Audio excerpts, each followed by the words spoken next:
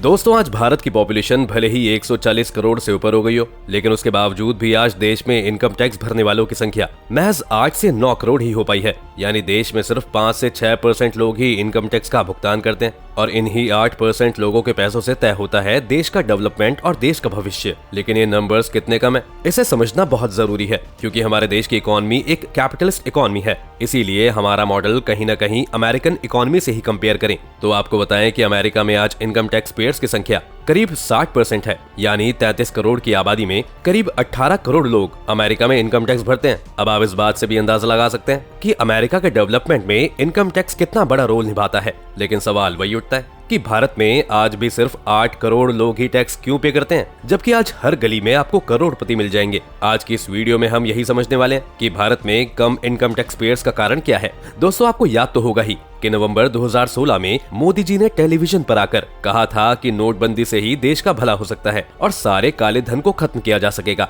जिसके बाद नोटबंदी में काला धन कितना खत्म हुआ, इसका ना कोई डेटा है, ना ही सरकार इसके बारे में अब बात भी कर रही है। लेकिन सुप्रीम कोर्ट ने केंद्र सरकार के 2016 के नोटबंदी के कदम को सही माना है। इस मामले से जुड़ी याचिकाओं को शीर्ष अदालत ने भले ही खारिज कर दिया, इसलिए हम भी इसे गलत नहीं कह सकते। लेकिन इससे नोटबंदी पूरी तरह से सफल हुई ये भी प्रूफ नहीं हो जाता। आपको तो पता ही होगा कि हमारी अर्थव्यवस्था अब भी कैश पर बहुत अधिक डिपेंडेंट है। संपत्ति से जुड़े सौदे कैश में होते हैं। कई खुदरा और थोक व्यापारी केवल नगद लेन देन ही स्वीकार करते हैं। देखा जाए तो हकीकत में ब्लैक मनी के खिलाफ भारत की लड़ाई कभी शुरू ही नहीं हुई। अब हालत ये हो गई है कि जो लोग बड़े अमाउंट को कैश में पे करते हैं तो उन्हें कुछ व्यापारी कुछ छूट भी देते हैं। और ये कोई जासूसी खोज नहीं, बल्कि नए भारत के नए मार्केट का नियम बनता जा रहा है। यानी टैक्स चोरी करने के लिए काला धन बंद नहीं हो रहा है, जो कि एक मेजर कारण है आज के टाइम पर देश में टैक्स ना पे करने वालों की संख्या में बढ़ोतरी का। अब अगले कारण पे आए तो वो है एग्रीकल्चरल इन इंडिया। अगर आपके घर पर खेती किसानी का काम होता होगा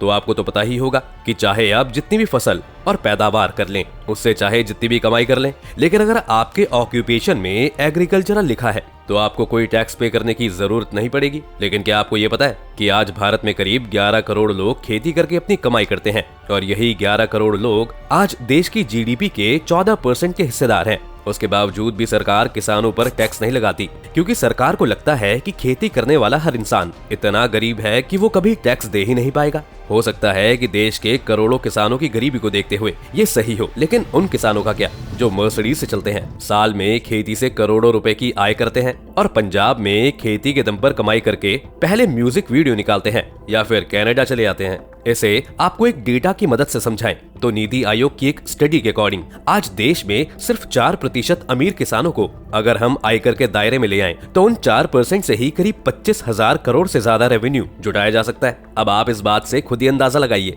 कि ये 25,000 करोड़ हर साल देश बर्बाद कर रहा है, क्योंकि ऐसा नहीं हो रहा है। इसीलिए एग्रीकल्चर आज काले धन को सफेद करने का भी एक जरिया बन गया है। ऐसी कई रिपोर्ट सामने आई हैं, जिसके मुताबिक हजारों लोगों ने खेती से हर साल करोड़ों रुपए की आय दिखाई है और एक पैसे का टैक्स नहीं दिया है। जानकार कहते हैं कि इसमें ब्लैक मनी को व्हाइट करने के एक तरीके के रूप में इस्तेमाल करने की आशंका से इनकार नहीं किया जा सकता। यानी इसे आप ऐसे समझ सकते हैं कि बतौर किसान आप चाहें तो किसी के काले धन को अपने खेत से उपजी हुई कमाई बताकर उसे टैक्स फ्री करवा सकते हैं। कई एक्सपर्ट्स इसीलिए ये सलाह देते हैं कि भारत के छोटी जाति वाले 90% गरीब किसानों की हालत आज भी खराब है। इसीलिए आज उनकी मदद के लिए ऐसे अमीर किसानों पर इनकम टैक्स लगाना बहुत जरूरी है। केंद्र सरकार गरीब किसान कल्याण कोष बनाकर ये पहल कर सकती है। इससे खेती की आड़ में काले धन को सफेद करने का ख्याल भी रुकेगा और देश में इनकम टैक्स पे करने वालों की संख्या भी बढ़ेगी। अगले कारण की बात करें तो भारत में आज भले ही संख्या बढ़ रही हो और लोग पहले की तरह गरीबी में नहीं जी रहे हैं,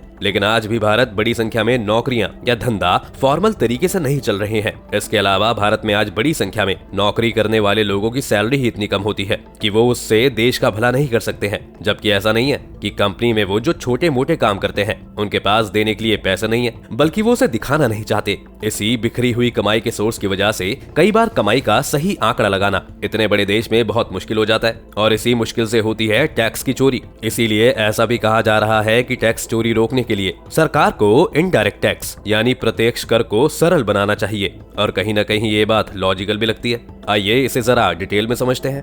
देश में इनकम टैक्स कलेक्शन का सिस्टम ऐसा है कि इससे सरकार का मकसद पूरा नहीं होता। सरकार का ही आंकड़ा कहता है कि केवल 6.2% आबादी आयकर भरती है इससे भी बुरी बात यह है कि सरकार के तमाम प्रयासों के बावजूद आने वाले भविष्य में भी ये आंकड़ा डबल डिजिट तक पहुंचता नहीं दिखता। अब जरा इसे लोगों की मानसिकता के स्तर पर जाकर समझते हैं तो अधिकांश भारतीय इनकम टैक्स इसलिए भी नहीं देते क्योंकि उन्हें लगता है कि उनकी अपनी जिम्मेदारी निभाने का इनाम उन्हें बहुत कम मिलता है। यही कारण है कि आज बहुत ही कम टैक्स पेयर हैं जो अपने बच्चों को सरकारी स्कूल में भेजते हैं और सरकारी अस्पतालों में इलाज के लिए जाते हैं। और तो और उन टैक्स पेयर्स की संख्या भी काफी कम होगी जो रोज के आने जाने के लिए गवर्नमेंट की पब्लिक ट्रांसपोर्ट का इस्तेमाल करते हैं। हालांकि ये सारी चीजें उनके दिए टैक्स से चलती हैं। इसके बजाय टैक्स भरने वाले भारतीय इलाज के लिए प्राइवेट हेल्थ फैसिलिटीज का सहारा लेते हैं। जब वो बाहर जाते हैं तो बाहर अगर अकेले भी हैं तो वो अपनी कार में ही जाते हैं। यहाँ तक कि जिस पुलिस को जनता की रक्षा करने के लिए बनाया गया है उस पर भी उन्हें भरोसा नहीं है। इसीलिए अपने घर, ऑफिस, फैक्ट्री वगैरह की सिक्योरिटी के लिए प्राइवेट सिक्योरिटी लगाते हैं और बच्चों को प्राइवेट स्कूल में पढ़ाते हैं और इस तरह से ये सिलसिला चलता रहता है। यहाँ तक कि गर्मियों में हजारों भारतीय पानी पीने के लिए प्राइवेट एजेंसी को पैसा देते हैं,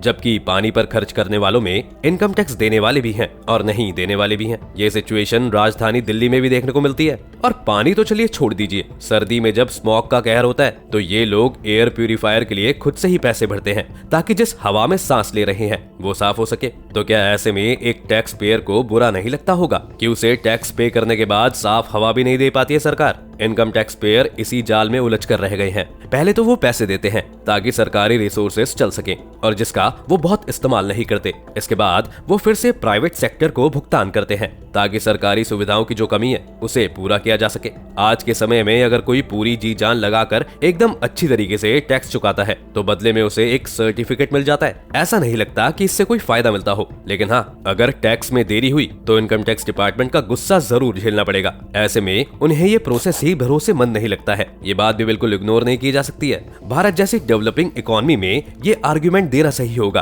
कि स्टेबल इनकम वाले लोगों को देश के अनप्रिविलेज्ड की मदद करने में मदद करनी चाहिए। अब बात इसी मदद की ही ले लें तो उसके लिए भी टैक्स देने वालों को लगता है कि उन्हें बदले में क्या मिल रहा है, क्या उनके पैसों से गरीबों का भला हो रहा है। तो आपको बताएं कि ग्लोबल हंगर इंडेक्स में 121 देशों के बीच आज की तारीख में भारत की रैंकिंग 107 है। यानी कि दिवालिया होने के कगार पर खड़े हमारे पड़ोसी देशों श्रीलंका, पाकिस्तान और बांग्लादेश की तुलना में हम बहुत खराब हैं।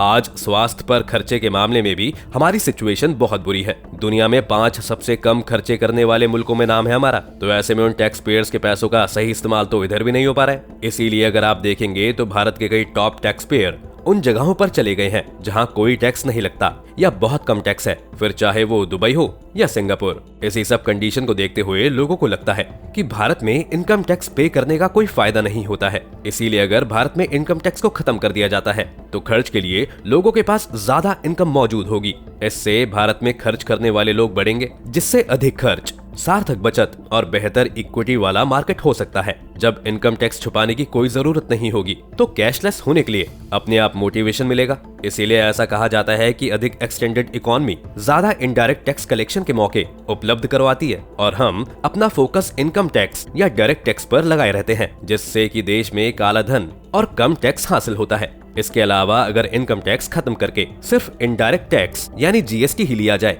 तो उसके कुछ और फायदे भी हैं। ऐसे में हम उन लोगों को भी और अट्रैक्टेड बनाए रख पाएंगे जिन्हें कम टैक्स सिस्टम और शानदार मार्केट चाहिए, जैसा कि सिंगापुर और दुबई जैसे देश कर रहे हैं। ऐसे लोग जब भारत आएंगे तो बदले में ये लोग लाएंगे इन्वेंशन और इन्वेस्टमेंट। ऐसे में सेंट्रल गवर्नमेंट को सब्सिडी देनी चाहिए सबसे अधिक डिप्रीव्ड तबके को, साथ ही ब्यूरोक्रेसी की अधिकता को कम करना चाहिए, अधिक डिजिटलाइज की ओर बढ़ना चाहिए और वेतन बिल को कम करना चाहिए। इसके साथ ही देश में जीएसटी को बहुत सिंपल बनाना चाहिए ताकि टैक्स आसानी से वसूला जा सके। बेशक इन कदमों से थोड़े वक्त के लिए रेवेन्यू को झटका लगेगा, लेकिन ये वैसा नहीं होगा जैसा कि हमने नोटबंदी के समय देखा था। समय के साथ सरकार कोयले और फ्यूल्स की बिक्री के रेट बढ़ाकर घाटे की भरपाई कर सकती है। खैर, ये तो एक तरह की सोच है जो अगर भारत में आता है तो भारत जैसे बड़े मार्केट से देश के रेवेन्यू में बहुत सारा टैक्स इकट्ठा हो जाता। लेकिन असली में आज हम जिस इनकम टैक्स की देश में कमी की बात कर रहे हैं, आखिर वो शुरू कैसे हुआ और उसका इतिहास क्या है, जरा वो भी समझ ही लेते हैं। तो दोस्तों, आपको बताएं कि देश में इनकम टैक्स का पहला कानून 160 साल पहले आया था। दरअसल 1860 में अंग्रेज अफसर जेम्स विल्सन ने पहला बजट पेश किया था।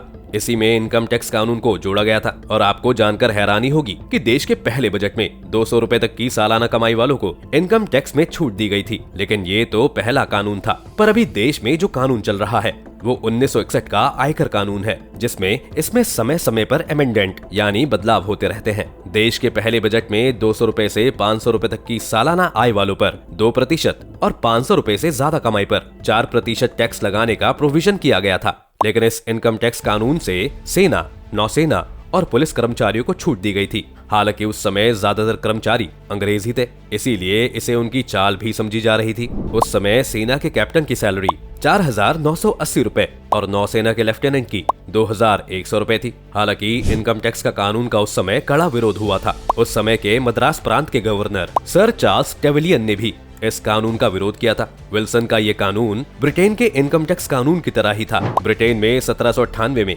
तत्कालीन प्रधानमंत्री विलियम पिट ने भी सेना का खर्च निकालने के लिए इनकम टैक्स कानून बनाया था, जो कि लोगों को सही नहीं लग रहा था कि कोई अपनी कमाई सरकार को क्यों दे। 1857 में भारत में ईस्ट इंडिया कंपनी का राज था। भारतीय सैनिकों ने अंग्रेजों के खिलाफ बगावत कर दी। इससे देश भर में आंदोलन छिड़ गया। इससे निपटने के लिए अंग्रेजों ने अपने सेना के खर्च में बेहिसाब बढ़ोतरी कर दी। 1856-57 में अंग्रेजों ने सेना पर 1 करोड़ 14 लाख पाउंड खर्च किए थे। ये खर्च 1857 और 58 में बढ़ाकर 2 करोड़ 10 लाख पाउंड तक कर दिया गया। उस जमाने में 1 पाउंड 10 रुपए के बराबर हुआ करता था। 1 नवंबर 1858 में ब्रिटेन की तत्कालीन महारानी विक्टोरिया ने घोषणा की थी कि अब भारत में ब्रिटिश सरकार की ही हुकूमत होगी। इसी दौरान the government of India act 1858 आया। इस कानून के प्रावधानों के मुताबिक भारत के सभी आर्थिक मामलों का नियंत्रण भारत के secretary of state Charles Wood के हाथों में आ गया। 1857 की क्रांति की वजह से ही 1859 में इंग्लैंड का कर्ज 8 करोड़ 10 लाख पाउंड पहुंच गया। अब ये समस्या इतनी बड़ी हो गई थी कि इसका निपटारा जरूरी था। इसीलिए इस समस्या से निपटने के लिए ब्रिटेन ने नवंबर 1859 में जेम्स विल्सन को भारत भेजा। विल्सन वहां के बहुत बड़े इकोनॉमिस्ट थे। उन्हें भारत में वायस रॉयल लॉर्ड कैनिंग की काउंसिल में फाइनेंस मेंबर यानी कि आज के हिसाब से वित्त मंत्री बना दिया गया। विल्सन ने 18 फरवरी 1860 को भारत का पहला बजट पेश किया। पहले ही बजट में पहली बार 3 टैक्स का प्रस्ताव दिया गया। पहला इनकम टैक्स, दूसरा लाइसेंस टैक्स और तीसरा तंबाकू टैक्स। इन तीनों टैक्सों की घोषणा करते हुए विल्सन ने एक गेम खेल दिया और वो भारत के लोगों की भावनाओं को समझते हुए उन्हें इन तीनों टैक्सों के लिए मनुस्मृति का एग्जाम्पल देते हुए कहा कि उनका एक कदम भारतीय ही है, यानी कि जो टैक्स सिस्टम वो देश में ला रहे हैं वो भारत के ही प्राचीन ग्रंथों में लिखा हुआ है। अब अगर उनकी बात की जांच पड़ताल की जाए तो ये बात सच है कि इस तरह के टैक्सेस का सिस्टम प्राचीन भारत में भी था। मनुस्मृति में आयकर के बारे में लिखा है कि शास्त्रों के अनुसार राजा टैक्स लगा सकता है। उन टैक्सेस का रिलेशन प्रजा की इनकम और खर्च से होना चाहिए। करों की वसूली की ऐसी व्यवस्था करनी चाहिए कि प्रजा वो टैक्स देते समय किसी भी तरह की कोई कठिनाई महसूस न करे। मनुस्मृति के अलावा 2300 साल पहले लिखे गए कौटिल्य अर्थशास्त्र में भी इनकम टैक्स का जिक्र मिलता है। कौटिल्य ने अर्थशास्त्र में लिखा था, सरकार यानी कि राजा की सत्ता उसके खजाने की मजबूती पर निर्भर करती है। राजस्व और कर सरकार के लिए आय है और उसे अपनी जनता की सेवा, सुरक्षा और कानून सुरक्षा बनाए रखने के लिए मिलती है। खैर, इन सारे दावों और कानून के बाद कानून बनाने वाले विल्सन के साथ कुछ अच्छा नहीं हुआ और भारत आने के 8 महीने बाद यानी जुलाई 1860 में जेम्स बीमार हो गए। बीमारी की वजह से 11 अगस्त 1860 को उनकी मौत हो गई और उसके बाद यही सिस्टम करीब 60 साल तक चलता रहा। यानी असहयोग आंदोलन के समय यानी 1922 में भारत में नया इनकम टैक्स कानून आया। इसी समय आयकर विभाग के विकास की कहानी भी शुरू हो गई। नए कानून में आयकर अधिकारियों को अलग अलग नाम दिए गए। 1946 में पहली बार परीक्षा के जरिए आयकर अधिकारियों की सीधी भर्ती हुई। इसी परीक्षा को ही 1853 में इंडियन रेवेन्यू सर्विस यानी IRS नाम दिया गया, जिसके बाद देश आजाद हुआ और आजाद भारत में भी करीब 15 सालों तक यही कानून चलता रहा और देश में 1922 के हिसाब से ही इनकम टैक्स की वसूली की जाती रही। इसके बाद देश में 1961 में नया कानून लाया गया, जिसके बाद 1963 तक आयकर विभाग के पास property tax, general tax, enforcement directorate जैसे एडमिनिस्ट्रेटिव काम थे। इसलिए 1963 में revenue act central board law आया, जिसके तहत central board of direct taxation का गठन किया गया। इसके बाद भी देश में इनकम टैक्स को वसूलने के लिए नए नए काम होते रहे, लेकिन 162 साल से चली आ रही इनकम टैक्स की इस प्रणाली में देश पूरी तरह से शामिल नहीं हो पाया है, जिसे दुर्भाग्य भी कह सकते हैं। आज कहीं न कहीं इनकम टैक्स देने वालों की कमी के कारण से ही सरकार को GST बढ़ाना पड़ रहा है, जिससे कि व्हाइट कॉलर वाली जॉब करने वाले जिनकी ईयरली इनकम 5 लाख के सैलब से जरा सी भी कम है तो उनके ऊपर इस GST का कोई खासा असर नहीं होता। लेकिन जो लोग गरीबी रेखा से नीचे हैं, आज उनको भी टैक्स भरना पड़ता है, जो कि देश में और भुखमरी और गरीबी का कारण बनता जाएगा। इसीलिए सरकार को इस बार इनकम टैक्स कानून पर विचार करना चाहिए। आपकी इस मामले में क्या राय है, हमें कमेंट करके जरूर बताइए। साथ ही इस वीडियो को लाइक और शेयर करना ना भूलें और चैनल को सब्सक्राइब कर लें